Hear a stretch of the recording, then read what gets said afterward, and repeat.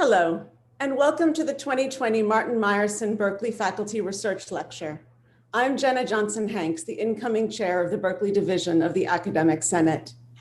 I am honored to be here today to continue a venerable Berkeley tradition and also to mark a milestone in its 107-year history. This is the first time that we are holding the Faculty Research Lecture virtually. Thank you so very much for joining us.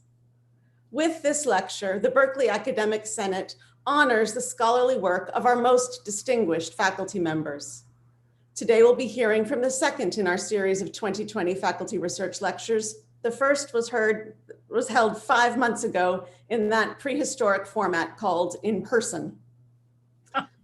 Before we begin, I'd like to give you a housekeeping note. You can submit questions to our lecturer by clicking on the link in the lecture description that's at the bottom of your YouTube screen. Our Chancellor Carol Christ will introduce today's lecture. Chancellor Christ arrived in Berkeley in 1970 as a freshly minted PhD who had never been west of Philadelphia. In her words, our institution transformed her. Chancellor Christ is a remarkable scholar, a specialist of Victorian poetry, elected fellow of the American Academy of Arts and Sciences and of the American Philosophical Society. She served as president of Smith College from 2002 to 2013 and became the 11th chancellor of UC Berkeley in 2017. While she says that Berkeley transformed her, it's also fair to say that her leadership transformed Berkeley. She is a visionary who acts on her values in support of scholarly excellence and in service of our public mission. I am honored to present to you Chancellor Carol Christ. Thank you very much, Jenna, for that introduction. It's my pleasure to join my welcome to Jenna's to the second of the 2020 Martin Meyerson Faculty Research Lectures. For more than a century, Berkeley's Academic Senate has selected members of our faculty for this lectureship, recognizing scholars whose research has changed the very shape of their disciplines and highlighting some of the most groundbreaking work that's taking place on our campus. Being selected to deliver the faculty research lectures is one of Berkeley's greatest honors. For you, the public, it provides a forum for the presentation of scholarly research of the highest caliber.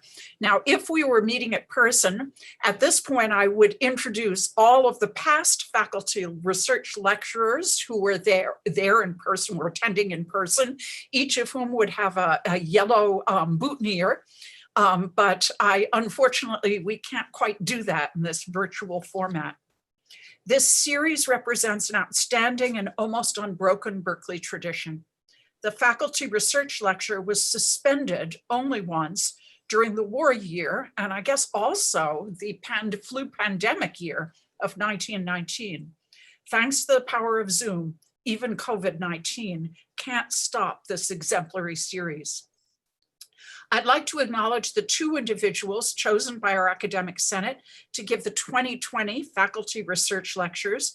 There are David Card, class of 1950, professor of economics, who spoke in person on March 2nd when we were still able to gather in person. It was one of the last campus events before we went remote. And today's lecturer, Steven Lindow, professor of plant and microbial biology. This lecture was originally scheduled in April and has been postponed till today. While this year's lectures honor two extraordinary scholars, this series also provides us with an opportunity to celebrate all of Berkeley's researchers and the role they play in generating new knowledge for the benefit of our students, California, and the world. Thank you to all of our faculty who continue to push their disciplines to new heights. I would now like to introduce today's speaker. Professor Steven Lindow is a world leader in the environmental and ecological sciences. He's been a dominant force in revealing complex interactions among microbes, plants, and the environment. His investigations of plant pathogen interactions have spanned nearly 50 years and established a truly significant body of knowledge. As we consider the health of the planet and of humanity in the 21st century, his work has tremendous meaning. In his current investigations, He uses genetic and molecular research techniques to develop biological strategies for addressing plant disease and frost control.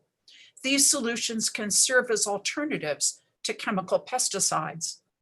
Not only have Professor Lindow's contributions been published widely, more than 175 research publications and 70 reviews, but they've also opened new fields of research that have resulted in major impacts on plant pathology and microbiology.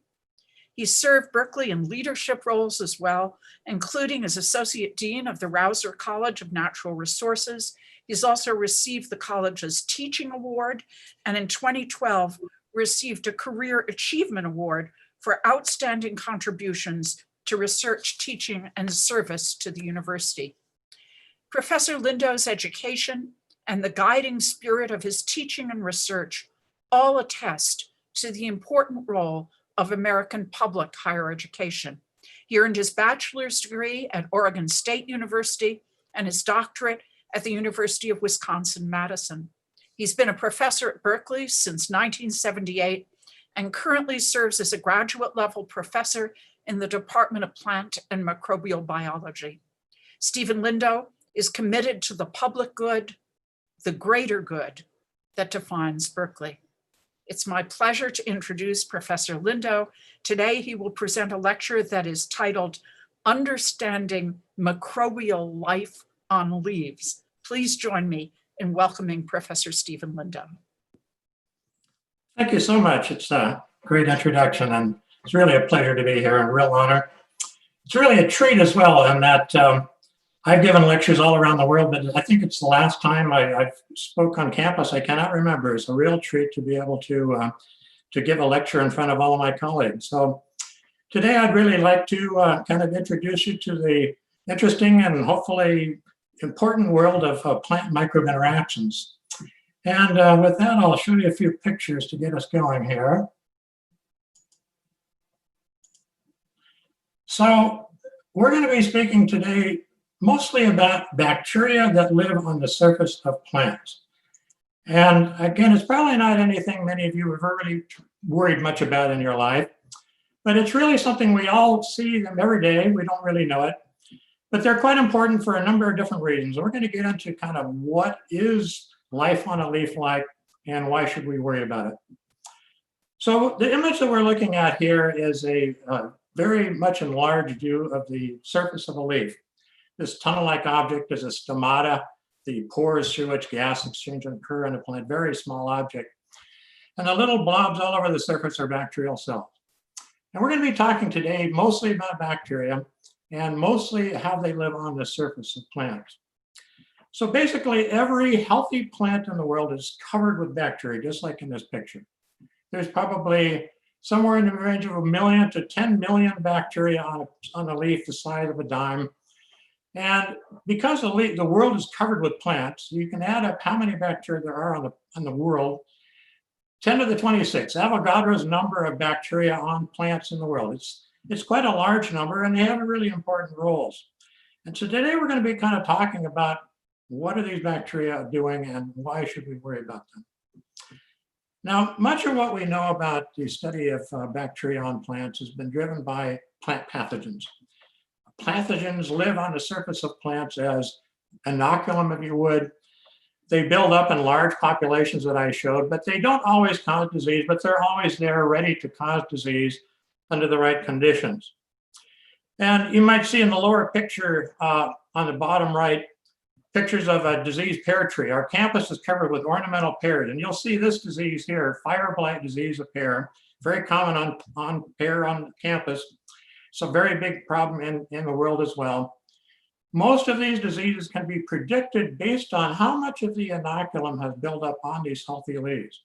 And you can see in the upper left that disease is quite unlikely to occur unless populations have become relatively high.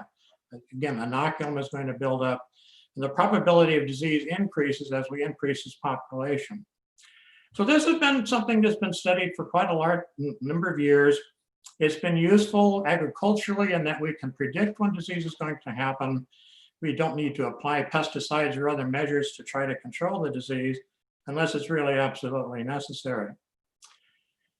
But pathogens are only one part of the story. There's many other organisms on the plant, and the biggest role that we see for most of the other organisms is that they're actually there to help plants protect against pathogens themselves. And it turns out that most plants are relatively uncolonized by bacteria early in their development. And I'll illustrate that in this image on the left here of the flowers, the pistil, the female part of a flower. It's normally not colonized by bacteria, but it can be inoculated with pathogens, such as by this insect bringing in the pathogen shown in the red. And in the absence of any other organism, the pathogen can grow to very large numbers and we can get the disease, as we talked about before. But in the presence of other microorganisms, it might be put on the plant or that we might inoculate onto the plant to allow them to grow to high numbers. Then if that insect were to bring the pathogen along, then the pathogen really can't grow. Its growth has been inhibited by the growth of these many other bacteria present.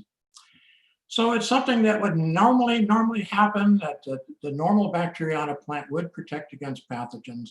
But it's also something that's being actively exploited, if you would, that we can change the normal succession of microorganisms on a plant, such as by inoculating the plants early in their development with a benign, non-pathogenic bacterium. We can largely protect against disease.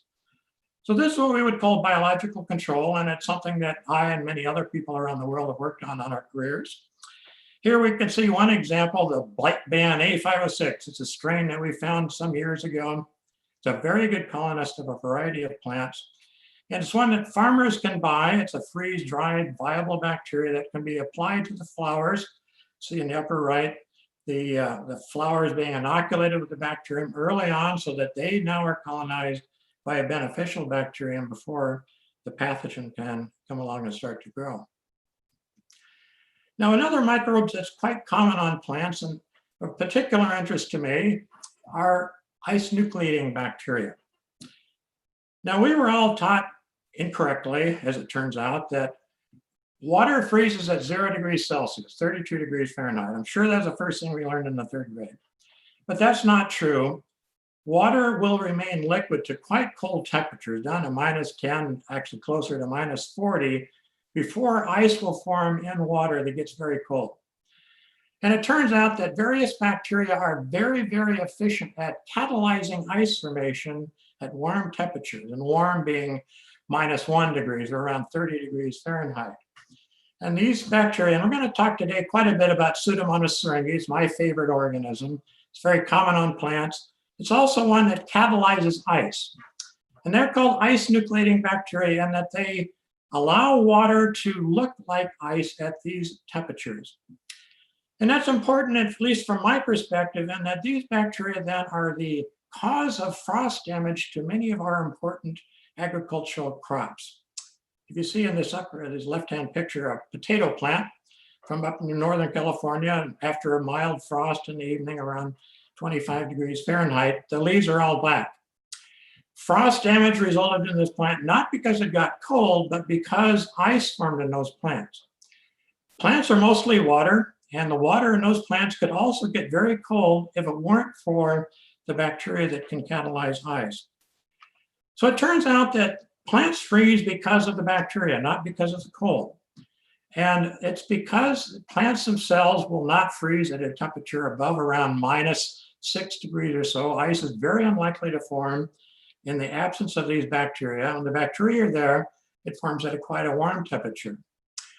If you are foolish enough like me to get up at nighttime and watch plants freeze, you'll see leaves like this in the upper left. The picture I took in Fresno area in the wintertime, you'll see the leaf are covered with dew. The dewdrops are still liquid. It's cold. It was around 25 degrees Fahrenheit. And you can see in this dark area that dewdrops are now starting to freeze. Presumably a bacterium on that leaf at that point catalyzed the ice formation, and the ice is now going to spread across that leaf and would cause the damage to the plant. But this is very important because frost damage results in billions of dollars of losses to crops around the world. And we now know that that can be controlled by changing the microbiology of those plants to reduce the numbers of these ice nucleating bacteria. because in the lower right, we can now see that as we have high numbers of bacteria, the freezing temperature of those plants will start to get warmer and warmer. Or conversely, if we could reduce those numbers, we could allow the plants to get cold and not freeze. Now, stepping back from plants for a second, ice nucleation is a very interesting biochemical phenomenon that we've been investigating over the years. It turns out it's a very strange protein that the bacteria produces on the surface of the bacterial cell that's responsible for this process. And we originally cloned the ice nucleation gene and found that it was extraordinarily odd in that it was composed almost entirely of tandemly repeated sequences that encode in the middle here a 48 amino acid sequence that's tandemly repeated over and over and over. Quite an odd protein, but the computer can model that protein and shows that it will fold into a structure here that puts various atoms on the surface of that protein that will bind water molecules. And those water binding atoms here are shown in the purple and the yellow. And you can see then that those atoms line up entirely with the atoms on water molecules. If you can kind of visually pick up this object on the right, which is a facet of an ice crystal, and lay it on top of that protein, you will see that the water molecules in the cold water would be bound and held to a structure that would look very much like a little ice crystal. And at some point that will then grow macroscopically, and we get these ice crystals that can damage plants and other things. And our radiation target sizing mechanisms that we could see where ice nucleation was happening on the plants revealed that, in fact, it's not just a single protein that's responsible for this phenomenon, but these proteins have some innate ability to find each other to make large aggregates, or essentially rafts of proteins on the surface of the bacterium. Gram-negative bacteria, the outermost part of that bacterium. And this is aligning thousands and thousands of water molecules so that those are able to catalyze ice at these very, very warm temperatures of, say, -2. And individual proteins are really only active at much colder temperatures that are not nearly as biologically interesting. So it's a fascinating phenomenon. It's very important agriculturally and in ecology in different ways. Some of you must be skiers or snowboarders, and it turns out that one of the bacteria that we discovered that are very active in ice nucleation is now commercialized to make artificial snow. So virtually all artificial snow in the world is produced because of bacteria that are produced, freeze-dried, added to the water, and then blown up into the sky. The Sochi Olympics apparently could not have happened had there not been this snow augmenter that they're called. There's a lot of other interest in this for food preservation. It changes the way crystals form in frozen foods, frozen emulsified foods. There's a lot of interest around the world in exploiting this very interesting phenomenon. Now, again, back to the plants, we're, again, very interested in how can we use this knowledge of this odd phenomenon of ice nucleation for a beneficial purpose. How can we protect plants against freezing in this case?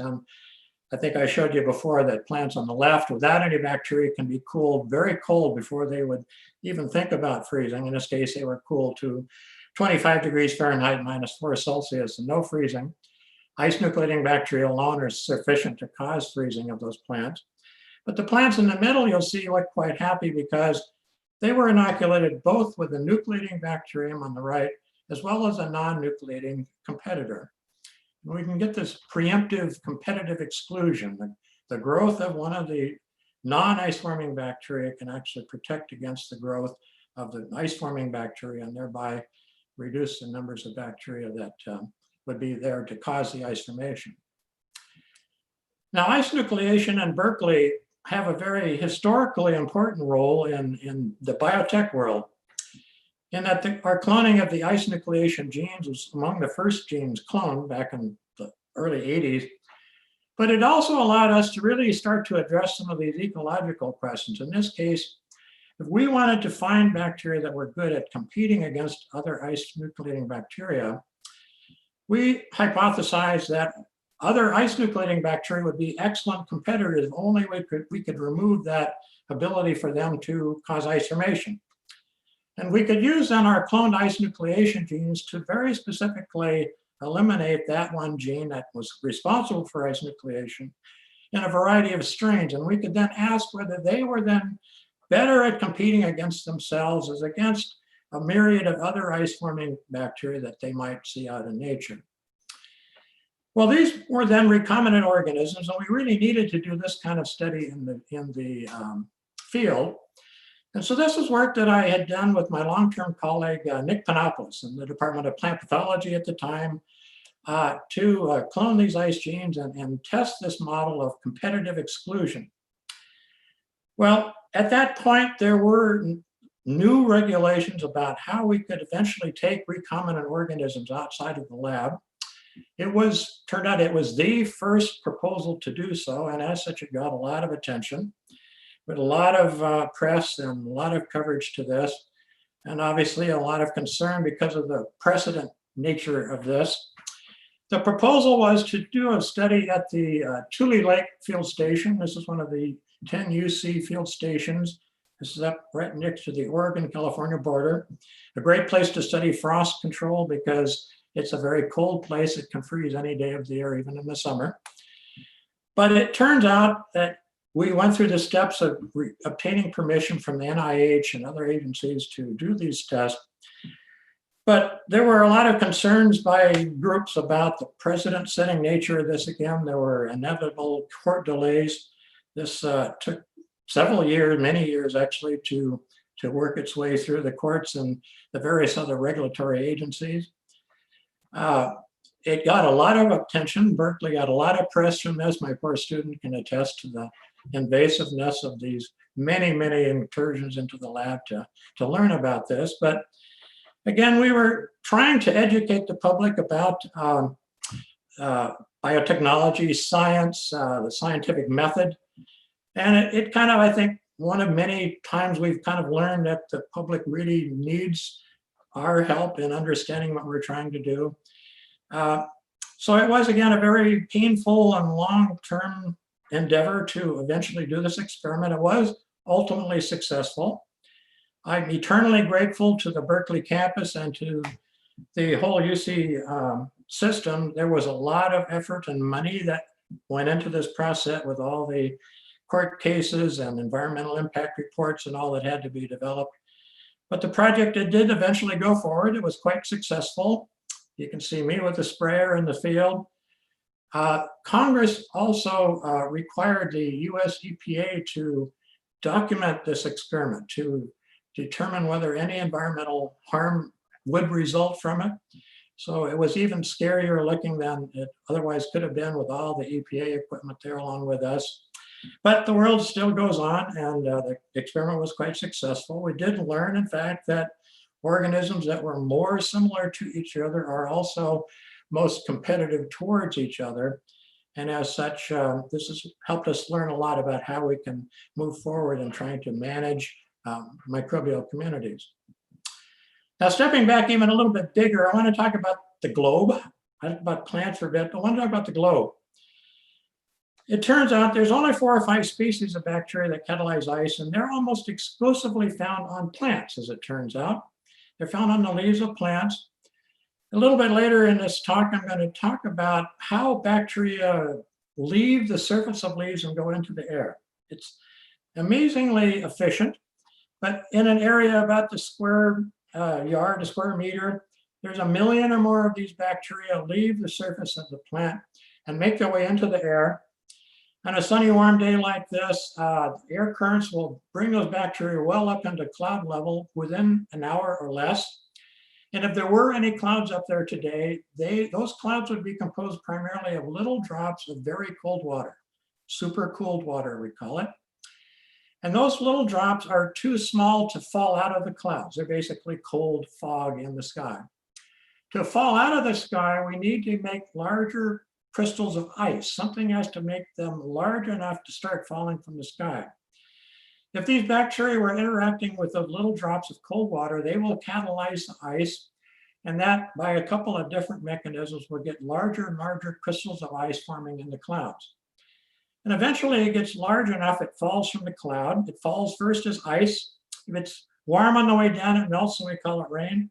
If it is cold all the way down to the ground, we call it snow. But almost all of our precipitation in the world, except for very close to the equator, primarily starts as ice in the clouds. And these bacteria are some of the major contributors to this process because A, they're fairly numerous, and also they're active in very warm temperatures. So it's a very important process, and one that I think that we may be kind of altering. One of the many processes in the world that humans are kind of responsible for altering, often in a bad way. Many of you may be familiar with the Sahel region, northern Africa. It's becoming much drier. It's becoming very strongly desertified for somewhat unknown reasons. And there's been a lot of speculation that it might be associated with the overgrazing of the lands in that area. It used to be covered with more green vegetation than it currently does. But there's certainly a vegetation climate feedback, but almost certainly part of that might also be bacteria. That if there were in fact more vegetation in this area, they would be contributing to this rainfall precipitation. And the precipitation cycle has almost certainly been altered by essentially removing one of the major sources of these cloud seeding agents. Closer to home, I also think about this in the days when we could still get on airplanes and fly across the country. You would look down over the flyover states and you would see something like this for much of the year, certainly in the early spring, late spring, early summer. It would look like newly planted cornfields and newly planted soybean fields. It would look pretty brown. Whereas until humans came along and did big scale ag, it would look more like the upper right, where we had prairies covered with grass for much of the growing season. And so I think there's still a lot of concern that, there are unintentional effects of, the intensification of ag and all the people that need to eat. We are changing the world in many ways. It's not just carbon dioxide in the air, it's many other things like this changing of the climate, in this case, precipitation cycles may be changed again by the agriculture in this case.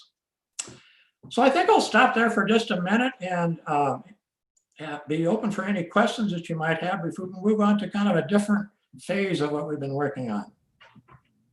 Wow, thank you so much. There are a lot of questions coming in, but I'm going to just start with, I think we might have time just for one, which is, it's fascinating the enormous consequences that this ice nucleation of bacteria can have. Why might they have evolved that in the first place? That's a really good question, probably one that's impossible to answer. But if you remember back to that diagram with the clouds and the bacteria going up and down, it seemed quite possible that this may have been a sneaky way for the bacteria to get a hitchhike back to a new plant. They need to move from plant to really be thriving. And if they were to make their way to a cloud and make their way back down from a cloud, maybe some many miles away in a raindrop, it'd be an excellent way to kind of continue their cycle. Very difficult to prove, but it makes a good story. All right, I will continue on then. And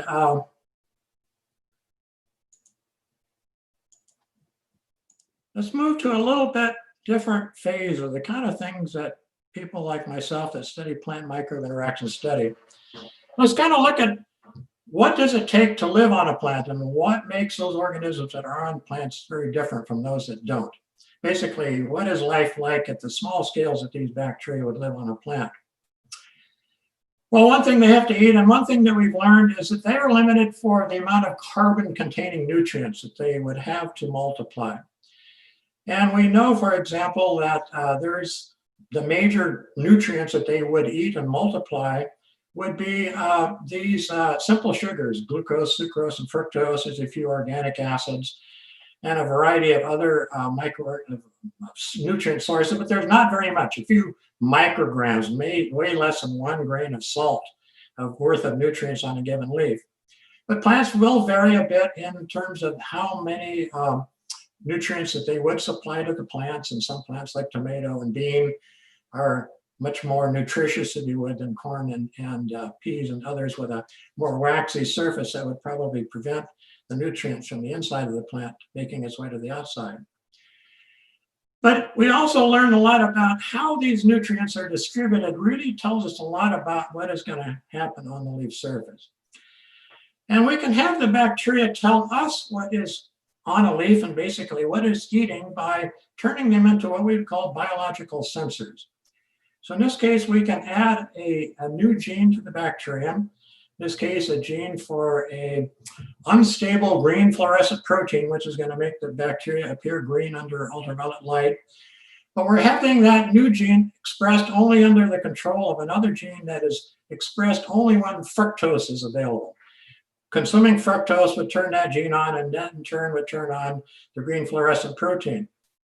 We can put that gene in the bacterium, grow it in the lab without any fructose. In this case, it would be black. Spray it on a leaf and look in a couple hours, you'd see that they've now become green. They have each found a little bit of fructose around, enough to turn on the gene and reveal that fructose is present. But if you come back a day later, you'll see that there was only a green bacteria in a few locations. There were still bacteria everywhere, but they are no longer green fluorescent. And there's only a few places where they're continuing to see fructose. So we interpret this as saying that much of the leaf had a little bit of fructose around. They were probably consumed within a matter of a couple hours, very tiny amounts of sugar around, and only a few places were there enough fructose so that they still are eating it after a whole day later. So we think of the leaf then as kind of a nutritional desert where there are these nutritional oases, if you would, with sugar coming up to the surface of the leaf, if you would. And that kind of helps us understand what we see when we look at a microscopic picture of a leaf surface. Now, this is a more colored version of something we started off with. And if you look over many parts of this image, you see very few of any bacteria on the leaf surface. But right in the center of this picture is a colony, aggregate, whatever you want to call it, a large, large aggregate. There are probably 10,000 bacterial cells in this pile. Much of the leaf looks like the rest of the leaf without hardly any bacteria, but there are places on the leaf where there are very, very large numbers of bacteria. And it turns out that is where most of the action on the leaf is happening. That if you kind of do a census of the leaf surface, take lots of individual pictures, you'll see that many of the bacteria are found in places where there's just a few microorganisms in a given location. And there's a few of those places with that big aggregate that I showed you. But it's actually those aggregates that actually account for most of the microorganisms on the leaf. That if you look at the more solitary cells and look at the cumulative proportion of all the organisms on that leaf, you'll see that they don't really add up to much. All those single cells only were 5–10% of all the bacteria. And those in aggregates of 100 cells or larger are more than half of all the bacteria. Now, this reminds me an awful lot, again, of a plane ride across the United States, in that we're over here and we're going to fly to New York. And if we cross the flyover states, you're going to look down and you're going to see lots of farms, individual little farms, and maybe some little towns. And then you get to Chicago and you'll see a very, very large city. Most Americans, most humans live in large cities. California is the most urbanized state in the United States, by the way. 97% of us live in a town more than 100,000. Why do we live in big cities? It's attractive. There's jobs there. We've modified the environment around our cities to have infrastructure like roads and water and the things we need to live in a city like that. And there's more and more migration of people to these cities. The microbes have a very similar pattern of spatial distribution, if you would. And I'll try to convince you that that is probably for the very same reasons. There are food there. That's where these nutritional sources are probably located. And in a minute, I'm going to show you more about how they actually modify their environment. They're creating an environment that makes it conducive for them to live in these certain places. Now, another thing we can learn by simple microscopy is to tell how if bacteria are alive or dead. And I won't go into the details, but we can tell a live one from a dead one. And it turns out that if you look at the cells that are on a leaf that are actually living in this case, and you again look at those more solitary organisms on a leaf, for the most part, they are dead. Whereas only those cells that are in these large aggregates actually remain alive. So on a condition of these wet, dry, we'll look at the yellow line again. Under those stressful conditions where it dries out and it's wet, dry, wet, only those in large aggregates can actually survive on a leaf.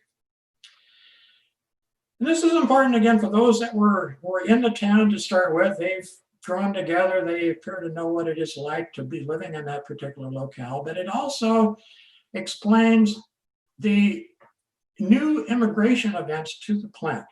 And I want to illustrate that with a human pathogen. We read too frequently now about food poisoning events where people eat lettuce or cantaloupe or you name it. They are becoming contaminated with E. coli and salmonella and other human pathogens. Now, our work and that of other people have shown that these human pathogens, which are normally inhabitants of the gut, human and animal guts do not really grow or survive well on a plant, but they can contaminate produce under the right conditions. And our work shows that they are much more likely to do so if they are lucky enough to land among these other plant colonists that should already modified that leaf. So in this case, just look at the pale bar, which is the cell of salmonella that landed as a solitary cell on a leaf. Within a day, most of its cells had died.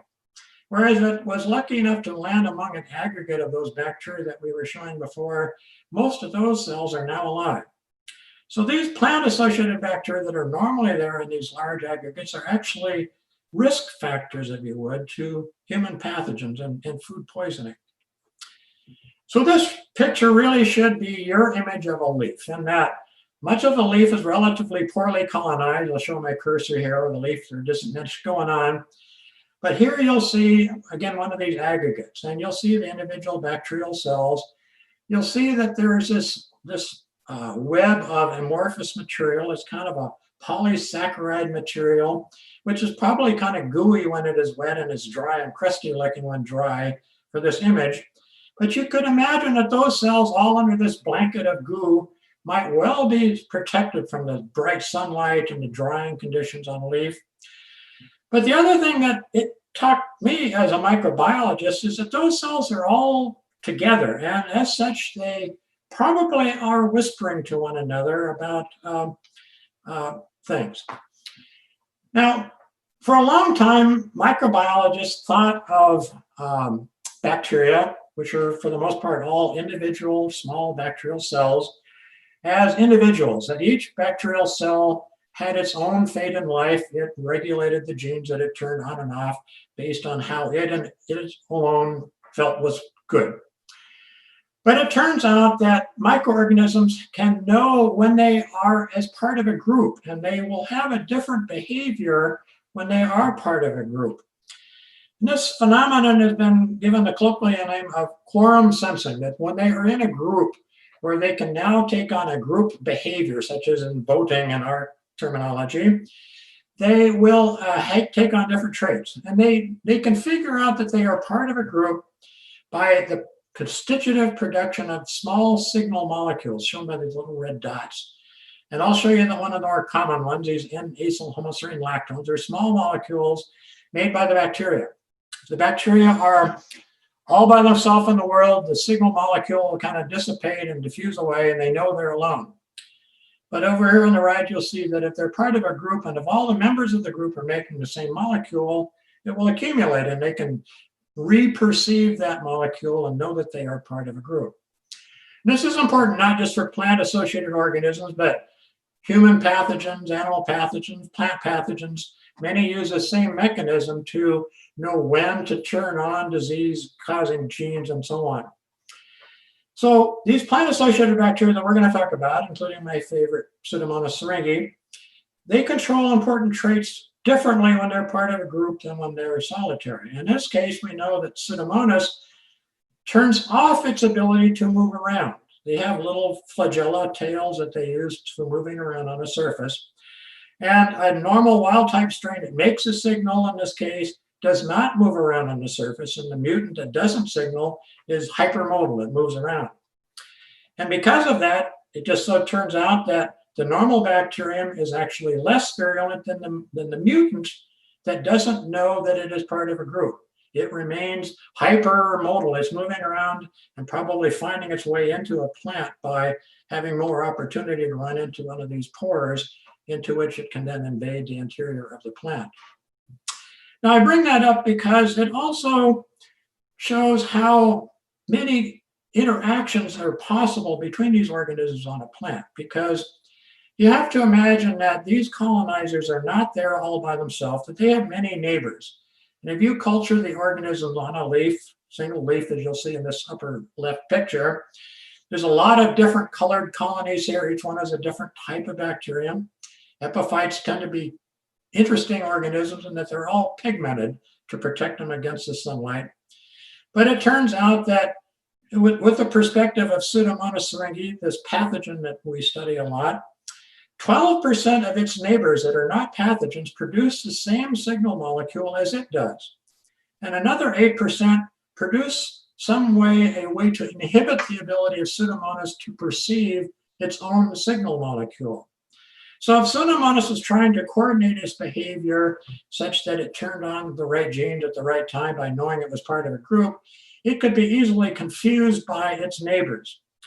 And it turns out that this is a very, very obvious phenomenon, that if you put Pseudomonas on a plant alone, as we see here in the left, it will produce disease, 35 infections on the leaf. If you put one of its neighbors that happen to make the same signal molecule as it did on a leaf, the number of lesions that it makes now drops dramatically, because the signal molecule has caused the cells to stop moving, didn't enter the plant, didn't cause disease. If you block the ability of this middle strain to produce that signal, then the disease is no longer inhibited. But surprisingly, many of the bacteria on a plant actually make other pathogens more virulent. The opposite is true. Again, those strains that inhibited the signaling process, as you see in the middle, actually made more disease possible than with the pathogen alone. So again, it's a complex world, like so many things, that the communication between the bacteria really do play a major role in terms of the ultimate behavior of these organisms. Now, we've learned an awful lot about what it takes to live on a leaf. Again, it's a hot, dry day today, and yet the same bacteria that we would see on a wet leaf is doing just fine on a day like this in California. We can learn about the traits that the bacteria express to allow them to survive on the surface of the leaf, as well as on the inside of the leaf here. We have determined that sequence of all of the genes in the bacterium, and from that we can then interrogate the RNA that we isolate from bacteria that we would remove from the surface and also from the inside to really see what genes are being expressed. And certainly we don't have time today to talk about them, but I just want to point out two traits that we'll look at that go to this phenomenon that I hinted at earlier, that the microbes change the world in which they're living. We'll talk about these two now in order. And one would be the fact that the bacteria on plants produce lots and lots of the amino acid tryptophan, which is needed for the production of this plant hormone, 3-indole acetic acid.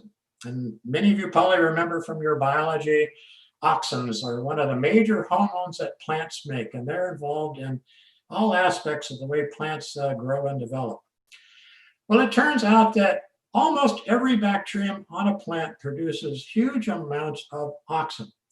It's a very uncommon trait in bacteria anywhere else in the world, but virtually all plant-associated bacterium make this green molecule in the middle, 3-indole acetic acid.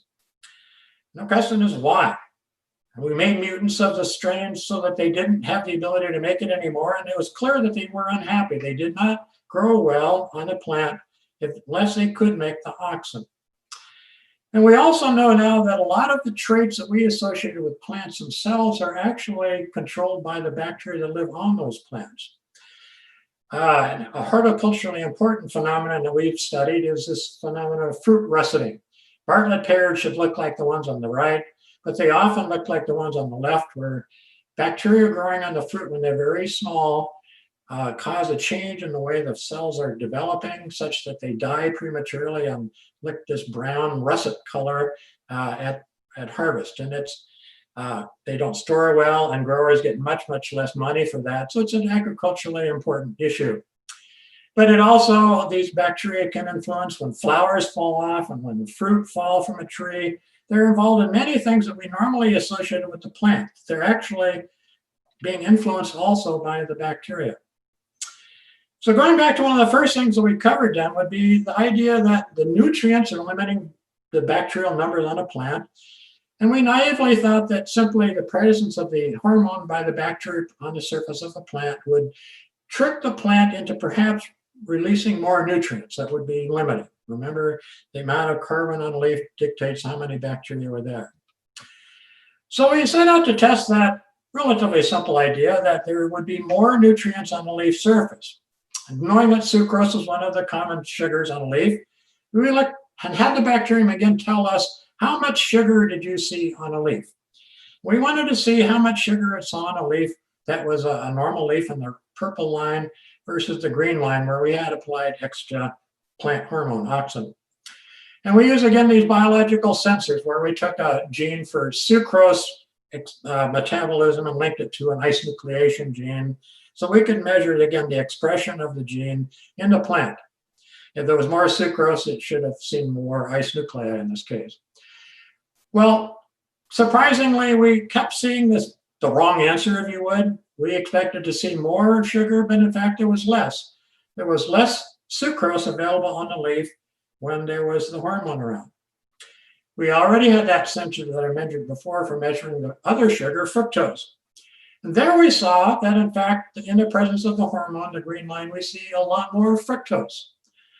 So it was not as simple, nothing ever is. There was more fructose, but actually less sucrose on a leaf when the bacteria were producing the hormone. And that made sense when you started to think about what must be happening for these bacteria on the leaves in the small scale. Remember, we had just tiny amounts of sugar on the leaf. It doesn't take much to grow these millions of bacteria, so there isn't much there. You take that a little sugar and you dissolve it in a lot of liquid that you might have on the leaf when the dew would be on there at night, for example. It would be very, very dilute. And so the bacteria would have to be eating this food in a very, very dilute form, very dilute. And it turns out that they use different mechanisms to take up and utilize sucrose from fructose. And sure enough, they can only actually consume the fructose at these very low concentrations, unlike sucrose. Sucrose cannot be consumed at these very, very low nutrient concentrations. So this then is what we would call a resource conversion. The plant otherwise would have fed the bacteria sucrose, but they can't use the sucrose. And so they trick the plant into actually converting it to the monosaccharide fructose with the enzyme invertase, which converts sucrose into glucose and fructose. And then the last little story I wanted to mention would be biosurfactants. Now, again, I don't know how many of you look at wet leaves in the morning, but you would probably notice that the water tends to bead up on these leaves. The leaves are very waxy. The wax is on the surface of the leaf to prevent water from evaporating from the plant. And it also tends to keep the nutrients that are inside the plant from getting to the surface where they would support pathogens and other undesirable organisms. Well, we were interested in the ability of microorganisms to produce what we call biosurfactants, which is a fancy name for detergent-like molecules, soapy materials. And we developed methods to very efficiently look at various bacteria for this trait and found that they were particularly common on plant surfaces. And I want to talk about this one in particular, syringofactin, produced by Pseudomonas syringae. And it found to have two different traits that you could imagine why it would have been evolved to be produced by this plant colonist. One is that it seems to allow the modification of that waxy layer, this cuticle. So in this case, you could peel a little bit of leaf off and put it in a chamber where on the bottom we would have some radioactive water, some tritiated water, and we would look for the tritiated water to diffuse across that membrane. Well, that tritium would slowly diffuse across an intact membrane, but when we would add that detergent to the surface of this membrane, it was more permeable, and you could see the rate of accumulation of the radiation on the other side went up dramatically. So it made it, basically, it permeabilized it. Basically, if you would dissolve that cuticle so that nutrients and perhaps even water could be more capable of moving to the surface of the plant, where the bacteria could then take advantage of it. And the other really fascinating phenomenon was that this molecule, like certain other surfactants, is very hygroscopic. They bind water, and they can draw water out of the air from the vapor phase, and they can also hold on to water after they've been hydrated, and they can bind huge amounts of water, several times their mass of water. They're very good at binding water. And remember, the leaves of especially on a day like today in California, it's dry on the leaf surface. Bacteria are wanting as much water as they can. They're intrinsically aquatic organisms, and they need to remain wet to survive. So we wondered whether the bacteria could take advantage of the surfactant that they produce, and which surrounds them on a leaf surface, presumably, to bind water and make little puddles, if you would, around the bacterial cell. So we had the bacterium tell us how wet it thought it was on a plant surface. And to do that, we asked it for the expression of the production of proline. Proline is what we call compatible solute. It's a molecule that microbes and many other organisms make to tolerate drying conditions. And bacteria make a lot of proline when there is subject to drying conditions. So by monitoring the expression of this gene involved in the production of proline, by again measuring the green fluorescent protein, we can then ask how wet it is. The drier it's going to be, the greener that cell is going to become. And sure enough, when we compared how green the bacteria were, and many of these little dots is how green individual bacteria were, green from left to right, you'll see that a wild type strain, which had the ability to make that surfactant, is much less green, much wetter, if you would, than the mutant that we made that didn't have the ability to make the surfactant. So it did appear, in fact, that our model was probably true, that the bacterium, by growing on a leaf, making the molecule, which I showed with the little balls and tails, is able to bind water and make small hydrated around the bacterial cell so that it could then better tolerate the stressful conditions. Now, last couple of things, I want to step back and take a bigger picture. Everything we just talked about was at a very small scale. Deep bacteria are small, and everything are happening at tiny scales, invisibly small on a leaf. But we think other aspects of plant microbiology happen at a much larger scale. And again, think back to those flowers we talked about. Flowers and young plants of all types have very few bacteria on them when they first emerge. They have to get contaminated, inoculated, whoever you want to say, with appropriate organisms capable of growing on those plant surfaces. And if you were in this apple orchard, the question would be, where are the bacteria going to come from that could colonize those newly emerging flowers? Well, almost always there will be other green plants around, and certainly in California in this apple orchard, there were a lot of grasses that were grown in between the trees, is what we would call a cover crop.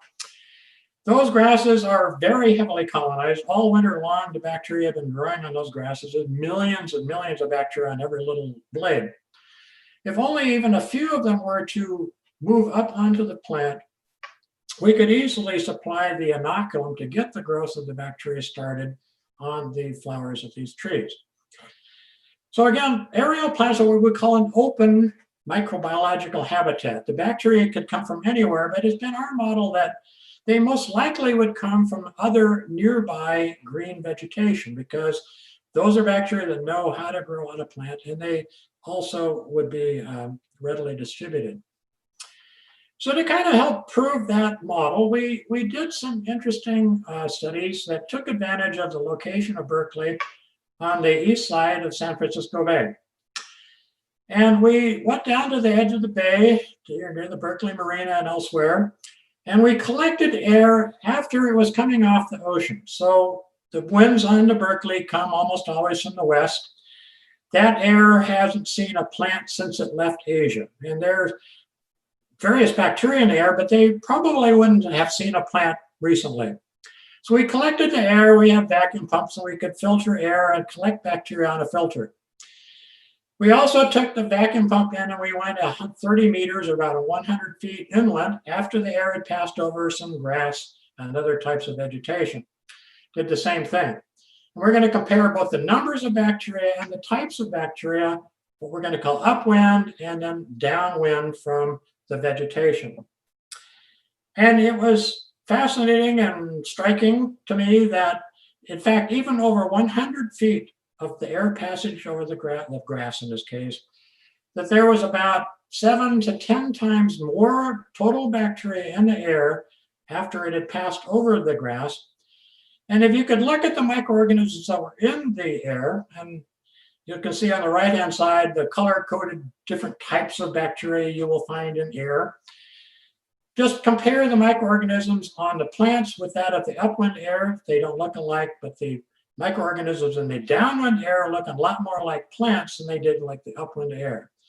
And you can see certain groups of bacteria that are very prominent on plants, like this Pantoia species is very common on plants, and it's also very common in the downwind air. It isn't found to any real negligible amount in the upwind air.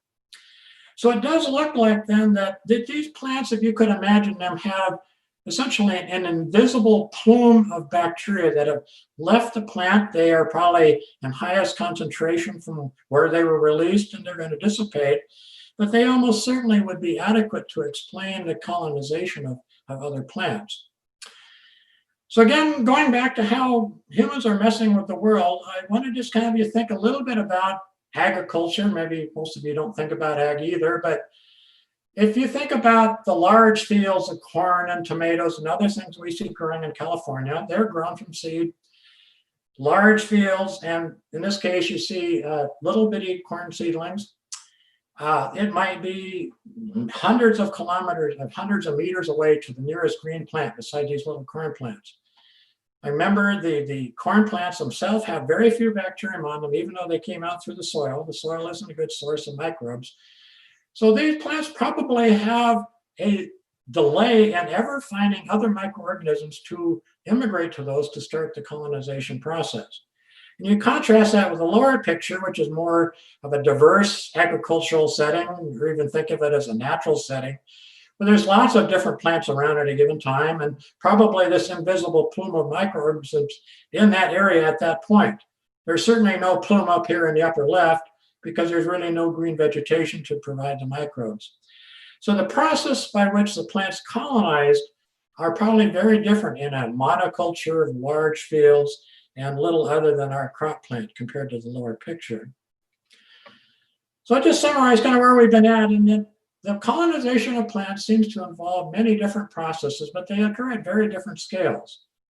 And again, talking about the big scale, this immigration connection between plants is probably a major determinant of, again, who ends up on a leaf. And the immigrants from one plant are the immigrants from another, and vice versa. But again, once they actually land onto a plant, then everything, I think, shifts to a very small scale, because these bacteria are small. They modify the habitat of the leaf at the local areas where they're found. They communicate with themselves to have effects on their neighbors, pro and con. Again, that's all happening at a very, very, very small scale. So again, I want us to wrap up and again, go back to, we live in a very unnatural world. Most of the surface of the earth is now managed by humans. Something like 50% of the earth's surface is modified by agriculture or grazing. And the processes that are going on there are very different from a normal, quote, normal situation. And even the way we would employ agriculture can have very large effects on what's going on. And if we take a picture from one of my field plots from a year or so ago on grapes, grapes are a big deal in California. They're subject to freezing injury, rolling back to ice nucleation again. Freezing of grapes is a very big issue. And we know that by simply modifying the microorganisms on the vines, by modifying the plants around the grapes, here you can see we've removed the vegetation before the grapes started to grow. And here's the edge of the plot where we didn't do that. The microbiology of these grapes was very different. They were much less prone to freeze than the ones over here, where the ice nucleating bacteria were part of this cloud of microbes that easily colonize those plants. And the final slide again, larger scale, again, the rest of the world where we have these huge monocultures of plants, it's probably preventing the normal establishment of what is probably otherwise largely a beneficial microflora on these plants. It probably makes them susceptible to invasion by plant pathogens and other deleterious organisms because the normal process by which the plants would become colonized and avoiding these deleterious organisms are avoided. And it also is kind of explains the push behind what we now see as agricultural probiotics. All of the large ag chemical companies and a lot of biotech companies are all looking to modify the microorganisms on plants for benefit. Put them on seeds, maybe inoculate the foliage, but to restore a more natural balance, if you would, of these organisms, to still have monocultures of crops, but still have the benefits of having the right organisms present. Well, I'll stop there, and I would certainly want to acknowledge all the great graduate students and other scientists who've been through my lab that do all the great work while I have fun giving lectures around the world. And it's been a great place working in Berkeley. What can I say? It's been a wonderful place to do science, and hopefully give you a little bit more thought about the natural world and environmental microbiology. Well, super. Thank you so much for that wonderful lecture. We've got a whole bunch of questions. We've got time for maybe two. And so I'm going to bundle a couple of questions together to make them fit. So we've gotten several questions in about the potential role for genetic engineering of bacteria, either to address ice nucleation or to address other kinds of plant diseases. Could you talk about where we are with that? Certainly, there's been a lot of effort these days to understand the immune resistance of plants to pathogens, and there's a lot of opportunities for modifying plants to protect against pathogens. Unfortunately, the world is still very skittish if you worried about genetically modified microorganisms. Even though we regenerated a recombinant organism might work quite well for frost control, as an example, there are still very strict requirements on biosafety for microorganisms, and this has, along with the uncertainty about what it would take to actually register these types of products with the EPA and other agencies for use, has really kind of made people a little reluctant to move down that road. But transgenic plants to modify microbial communities is proceeding quickly. Thank you. We've also gotten several questions about your own intellectual history and any advice you might have for young people. So I'll let you decide. Would you rather talk about how you came into this work, or what advice you would bring to the next generation of people who'd like to follow in your footsteps? Well, my own history, I came from a farm and I saw all kinds of agricultural problems from the get-go. My PhD was in plant pathology, studying diseases. But in terms of my career, I have personally found it very rewarding to work on fundamental science questions that have translational applications for two different reasons. Because A, there's great science and you can get funding from NSF and other science foundations that do interesting basic science. But you've also got outlets for translational research that's both rewarding, but other sources of funding, frankly. But it's, again, I found it useful to have an intrinsically interesting question to work on. Well, these are clearly incredibly interesting, intrinsically interesting, and with great, enormous application. Thank you for a truly remarkable presentation and really engaging conversation. Thank you, guests who submitted questions. There were too many for us to cover today, but we hope we captured enough of it to answer some of the more pressing areas and to spark some further dialogue. The lecture will be available online, not immediately, but soon following the event at facultylectures.berkeley.edu. Thank you again for being here, and I look forward to the continuation of this lectureship in 2021. Fiat lux and good night.